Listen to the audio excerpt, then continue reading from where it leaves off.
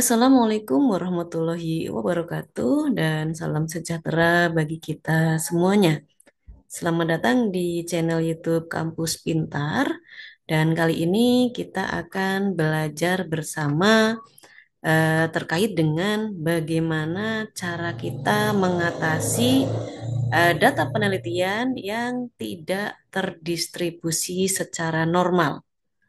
Jadi ketika kita melakukan uji normalitas data, ternyata tidak lepas. Datanya tidak normal. Ini adalah cara cepat dan sangat mudah, yaitu dengan cara mentransformasikan data ya. Mentransformasikan data yang ada dengan logaritma natural. Jadi datanya nggak boleh diubah. Data yang ada ini tidak boleh diubah, tidak boleh di apa ya, misalnya ini angka 20 diganti 21 atau diganti 30 biar normal, kita diutak-atik itu tidak boleh ya. Kita hanya boleh membuat data itu secara normal tapi dengan cara yang dibenarkan. Oke, kita cek dulu apakah data ini normal atau tidak, begitu ya. Caranya mudah sekali, yaitu klik analyze, kemudian regression, ini adalah untuk regresi ya, regresi berganda karena X-nya ada 5 lebih dari satu, klik linear, kemudian kita masukkan variabel Y ke kolom dependent variable, ini adalah untuk variabel yang akan kita uji ya. Kemudian variabel X1 sampai X5 sebagai variabel independennya masukkan ke sini. Kemudian kita klik save di sini ya. Klik save. Ini adalah untuk memunculkan data residual yang unstandarized, yang tidak terstandarkan. Kemudian klik continue dan klik OK. Kita abaikan dulu untuk sementara apanya outputnya. Kita kembali ke data view. Di sini sudah ada variabel baru yaitu res underscore 1 yang mana merupakan unstandarized residual dari data yang kita miliki ini. Y sampai X5.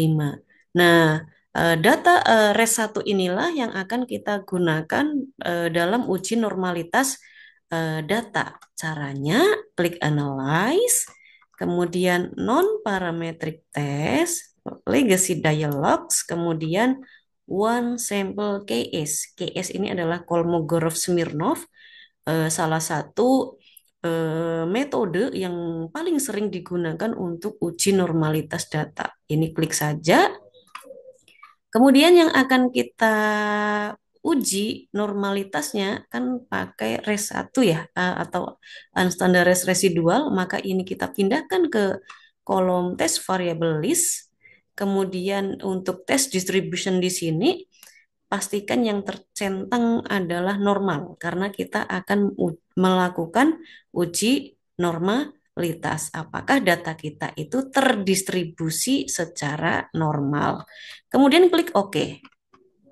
Nah, ini adalah hasil dari uji normalitas data tadi. Kita lihat di sini ya di bagian asymptotic signifikansi nilainya adalah 0,044.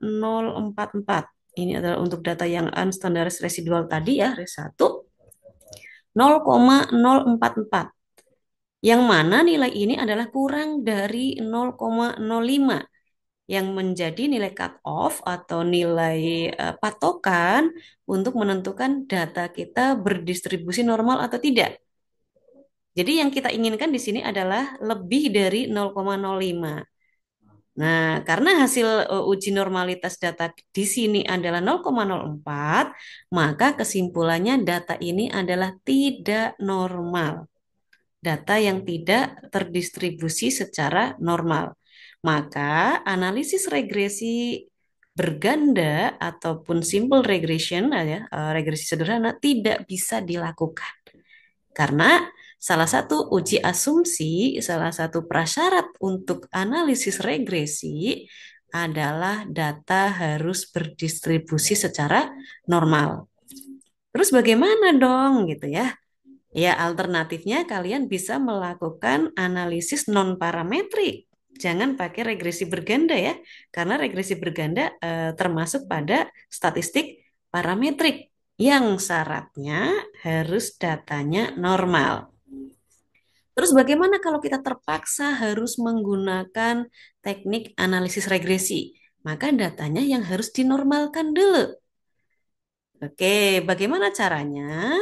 Mudah sekali, yaitu dengan transformasi. Transformasi logaritma natural. Caranya, kita lihat ke data view dulu ya di sini. Kita lakukan transformasi di sini, klik transform, kemudian compute a variable, klik saja. Nah, di sini kita reset dulu ya. Kita reset dulu. Kita akan mentransformasikan variabel Y sampai variabel X5 ya. Kita misalkan target variabel di sini adalah nama variabel baru. Nggak boleh dong pakai variabel Y lagi gitu ya. Misalnya kita pakai ln Y, logaritma natural Y misalnya ya. Misalnya di sini ln-nya kecil lah ya. ln Y, nama variabel barunya. Kemudian di numeric expression di sini kita klik dulu di sini yang function group all-nya diklik. Kemudian sehingga di sini ya di function and special variables di sini akan nampak beberapa formula.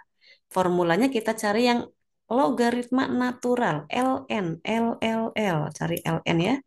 Nah, ln ini ya, ln.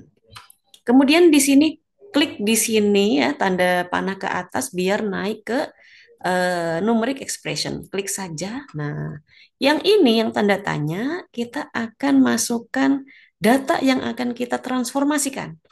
Di sini target variable Y, berarti di sini adalah yang kita masukkan Y. Nah, sudah masuk ya. ln Y, kita oke. Kita cek di sini ada di data view ya, ada variabel baru yaitu ln Y. Selanjutnya kita transformasikan untuk X1. ln misalnya X1. Di sini juga harus diganti Y-nya ya untuk di kolom numeric expression harus diganti dengan X1.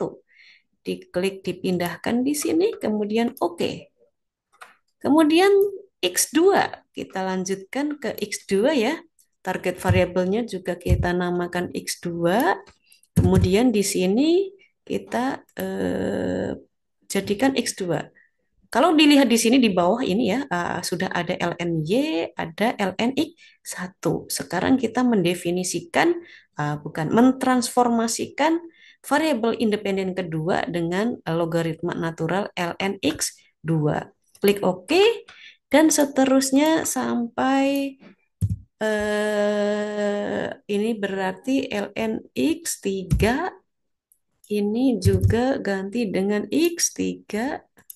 Kemudian di OK. Selanjutnya kita transform untuk variabel independen keempat.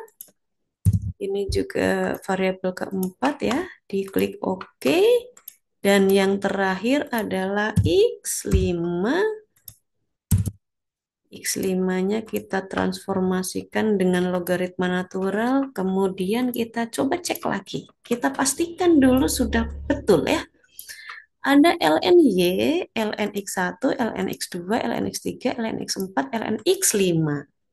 Ini adalah hasil transformasi data yang asli tadi. Ada Y, X1, X2, X3, X4, dan X5. Langkah selanjutnya adalah kita akan melakukan uji normalitas data yang baru ini. Data dari hasil transformasi. Caranya sama seperti tadi, berarti kita ulangi langkahnya ya. Kita akan mencari nilai unstandardized residual untuk lny.